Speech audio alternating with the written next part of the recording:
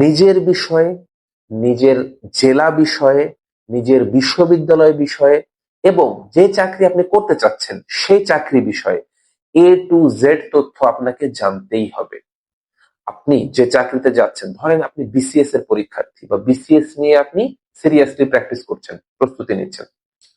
BCS এর A to Z আপনাকে জানতে হবে। কিভাবে বিসিএস পরীক্ষা হয়, কয় ধাপে হয়, কি কি ধরনের প্রশ্ন আসে, বিগত সালের প্রশ্ন, ক্যাডাররা কোথায় পোস্টিং পায়, কোথায় চাকরি হয়, কিভাবে কি হয়, এই জিনিসগুলো আপনার ডিটেলস জেনে তারপরে যুদ্ধ নামতে হবে।